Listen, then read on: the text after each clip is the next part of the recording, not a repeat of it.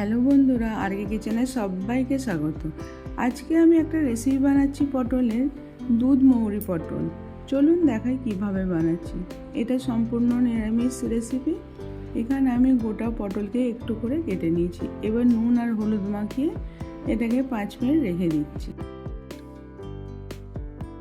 তারপর এতে সাদা তেল দিয়ে দিচ্ছি।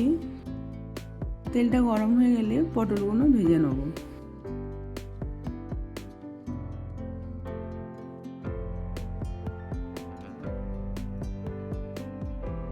একটু লাল করে ভেজে দিতে হবে। ভাজা হয়ে গেল, এবার আমি তুলে নিচ্ছি। তারপরে একটা মশলা বানিয়েছি। কাঠবাদাম 5টা, 2 টুকরো আদা, মৌরি 1 চামচ আর কাঁচা লঙ্কার একটা পেস্ট বানিয়ে রেখেছি।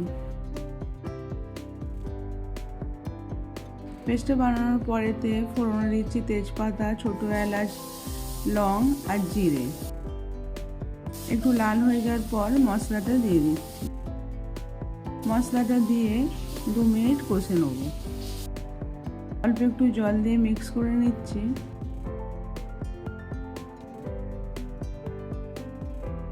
সামান্য একটু লঙ্কার গুঁড়ো, সামান্য একটু হলুদ গুঁড়ো, ভালো করে এটা কষে নিতে হবে। এটা একটু মিষ্টি মিষ্টি হবে, এই জন্য লঙ্কাটা একটু কম দিতে হবে। স্বাদ মতো নুন দিয়ে দিলাম। তারপর পটল ভাজাটা দিয়ে আরও 1 মিনিট কষে নিতে হবে।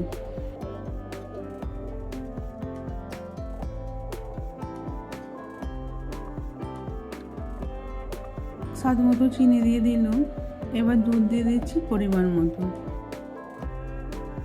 দুধটা দেওয়ার পর এটাকে স্লো আঁচেতে একটু সেদ্ধ করে নিতে হবে।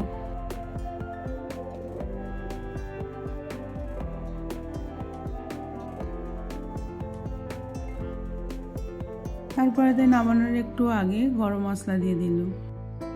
দিয়ে এবার আমি এটা নামিয়ে নিচ্ছি। এইটা লুচি, পরোটা বা পোলাওয়ের সাথে ভালো লাগবে। এইভাবে বানিয়ে দেখবেন। ভালো লাগলে লাইক, কমেন্ট, শেয়ার করবেন।